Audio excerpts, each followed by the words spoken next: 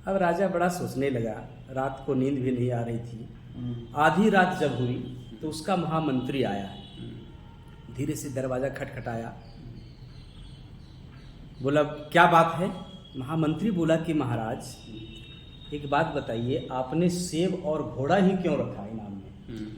कुछ सोना चांदी और धीरे डिफरेंस से रख देते, कुछ अनाज रख देते, ज़्यादा अनाज रख देते तो इससे क्या होता कि लोगों का कुछ दिन खर्ची चल जाता, और ज़्यादा सोना चांदी रख देते तो उसके लिए अच्छा होता, पत्नियां भी खुश हो जाती। तो ऐसा क्यों रखा?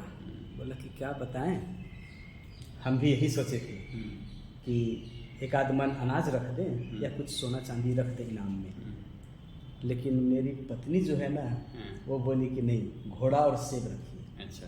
तो महामंत्री बोला कि महाराज तो आपके लिए सेब हाजिर है, हाजिर। काट कर लाऊं क्या? मतलब राजा का भी हुक्म जो है सो उस पर रानी का चल रहा था। तब यह जो है सो राजा फिर पूछा महामंत्री से, एक बात बताओ, ये जो सवाल तुम अभी करने आए हो आधी रात को, ये सवाल तुम सुबह भी आकर के कर सकते थे, लेकिन अभी?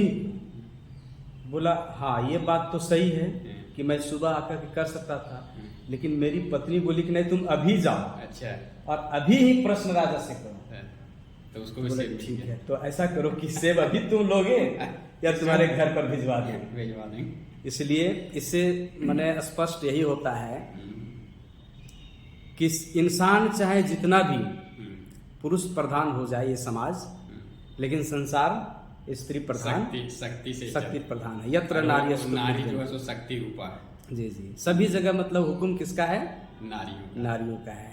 इसलिए देखिए, नारी से बढ़कर के बात कभी मत करिएगा, नहीं तो पहला जो रोटी बनाती है, पहली रोटी बनाती है गौ का, और दूसरी रोटी जो होता है, अंतिम रोटी जो बनाती है वो कुत्ते का बनाती है। बात तो समझ ही गए होंगे। कहीं अंतिम रोटी आपको मिल जाए। तो इसलिए देखिए, तो अब जो है इससे इस कहानी का निष्कर्ष यही निकलता है कि हमारा समाज भले ही पितृत्व प्रधान हो, पुरुष प्रधान हो, लेकिन जो शक्ति है, जो चलना जो है वो नारियों की शक्ति से ही चलना है। तो आप प्लीज, आपसे रिक्वेस्ट है कि नारियों को सम्मान दें और उनकी बातों को मानें, विरोध न करें। हाँ, विरोध न करें। और ये जो हमारी नारी शक्ति है, इसके लिए आप जरूर कुछ करें और इनको भी मुख्य धारा से जोड़ करके, है ना, और इक्वालिटी जो है उसको लाने का प्रयास करें।